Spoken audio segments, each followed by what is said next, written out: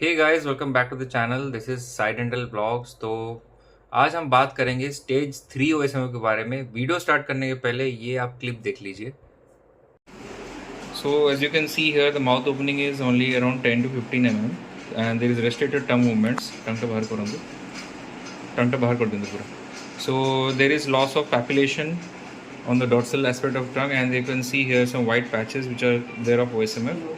So this is OSMF stage 3, typical OSMF stage 3, and it has a very high tendency of conversion into cancerous growth. But since the patient has left the habit, so patient is not only having burning sensation and limited mouth opening now. So we have advised the patients for some medications like antioxidants, and you can see the blanching of the oral mucosa here. So the stiffening and blanching of the oral mucosa is there.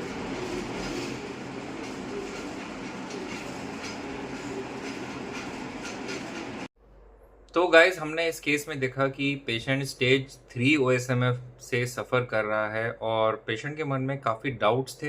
Patient थोड़े दूर से आए थे और उनके mouth में extremely severe burning sensation थी। तो आपने देखा इसमें क्या क्या हो रहा था। सबसे पहले लिमिटेड माउथ ओपनिंग थी।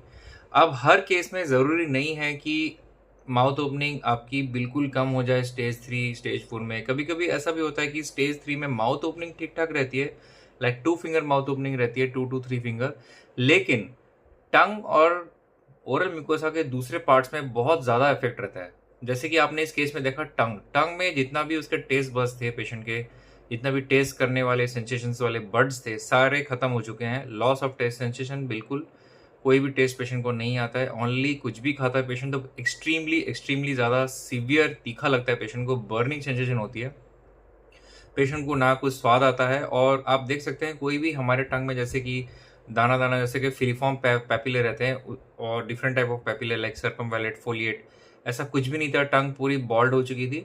उसके ऊपर जो वाइट लेयर दिख रही थी वो पैचेस थे, वाइट पैचेस जो कि ओएसएमएफ में होते हैं। माइल्ड लिकोप्लेकिया का भी थोड़ा सा अंश था उसमें। और आप देख सकते थे कि काफ़ी ज़्यादा restricted movements of the tongue थी। अब पेशेंट मुझसे यही चीज़ बार बार पूछ रहा था कि ये स्टेज रिवर्सिबल है कि नहीं। देखिए, ओएसएमएफ स्टेज 3 होता है, उसमें आप सिम्टम्स कम कर सकते हैं, लेकिन आप अगर चाहें कि मेरा म्यूकोसा बिल्कुल बेबी पिंक हो जाए, बिल्कुल पहले जैसा हो जाए, वो पॉसिबल है, लेकिन इमीडिएटली नहीं है। काफ़ी ज़्यादा टाइम लगता है उसमें। कभी कभी ये केस जो होता है, इस टाइप के केस, कभी वैसे का वैसे ही सेम स्टैग्नेंट रह जाता है, कभी कभी प्रोग्रेस नहीं करता है। अगर आप पान गुटखा खाओगे तो प्रोग्रेस करेगा, लेकिन अगर आप वैसे ही रह जाओगे, आप कोई मेडिसिन वगैरह नहीं खाओगे या फिर कोई भी आप किसी भी तरीके का ट्रीटमेंट नहीं लोगे, तो ये स्टेज वैसा का वैसा ही रह जाता है। ये ना आगे बढ़ता है ना पीछे जाता है। हालांकि मैं मेडिसिन इसलिए देता हूँ पेशेंट्स को ताकि उनका जो बर्निंग सेंसेशन है वो जल्दी कम हो। अब मेडिसिन होती है ना बर्निंग सिम्टम अल्सरेशन, ये कम करने के लिए। माउथ ओपनिंग के लिए कोई भी मेडिसिन नहीं है। माउथ ओपनिंग एक ही तरीके से होती है, वो है कि आपका जॉ एक्सरसाइज अगर आप करेंगे तभी माउथ धीरे धीरे ओपन होगा। हालांकि जो टाइटनेस होती है वो कम होने में काफ़ी ज़्यादा साल लग जाते हैं।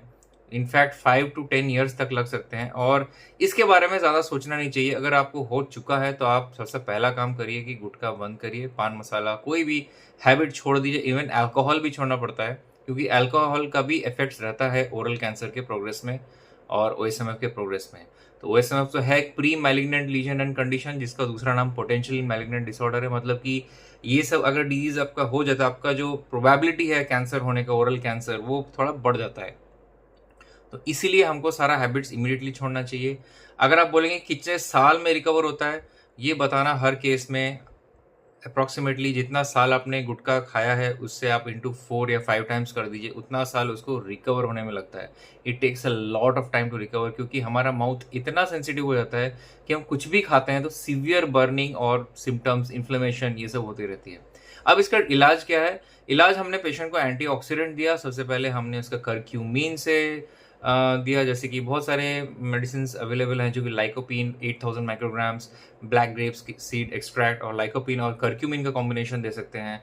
और या फिर आप कोएंजाइम Q10 का combination along with different micronutrients के साथ दे सकते हैं। जैसे कि कोएंजाइम Q10 हो गया, उसके साथ आपने सेलेनियम, कॉपर, वाइटामिन और थोड़े बहुत आपका बीटा कैरोटीन का जो कॉम्बिनेशन है ये आप दे सकते हैं। ऐसे काफ़ी फॉर्मुलेशंस मार्केट में अवेलेबल है जो कि प्रिस्क्राइब करेंगे डॉक्टर, आप खुद से जाके ना खरीदें, क्योंकि काफ़ी ज़्यादा मिस्टेक्स करते हैं लोग। सोचते हैं कि मैं ये खुद खरीद लूँगा तो मेरे पैसे बच जाएंगे, और वो पैसे इनफैक्ट बर्बाद होते हैं, क्योंकि पेशेंट गलत मेडिसिन खरीदता है और कोई इफेक्ट भी नहीं होता। डिफरेंट केसेस के लिए डिफरेंट मेडिकेशंस है।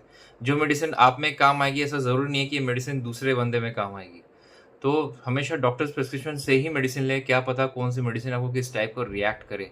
तो काफ़ी ज़्यादा सेंसिटिव होती है ओरल म्यूकोसा, और हमें इसका ध्यान रखना चाहिए। और गुटखे को बंद करने के लिए या फिर पान मसाला ये सब बंद करने के लिए आप दूसरी हैबिट ना पकड़े। लोग यूजली क्या करते हैं कि गुटखा पान मसाला छोड़ने के चक्कर में थोड़ा स्मोक करना चालू कर देते हैं, तो उसके अलग साइड इफेक्ट्स होते हैं। लंग कैंसर होता है, कमीशर ऑफ माउथ में लिकोप्लेकिया हो सकता है। तो ऐसा ज़रूरी नहीं है कि कोई भी नशा एक छोड़ेंगे तो दूसरा कर लेना सही है। तो कभी कभी ऐसा भी देखने को मिलता है कि लोग दोनों टाइप का नशा करने लगे हैं इन दी एंड। तो बिल्कुल इसको छोड़िए। और ये आप जो केस देख रहे हैं ये मेरे पास हाल फिलहाल में ही आए थे, और इनका भी ट्रीटमेंट चल रहा है। इनका मैं अपडेट दूंगा आपको आफ्टर 3 मंथ्स कि कैसे हैं वो पेशेंट। और अगर ये वीडियो आपको पसंद आया तो please do like, share and subscribe to this channel. आप मेरे इंस्टा चैनल में भी जा सकते हो, sai_dental। Till then take care, bye bye.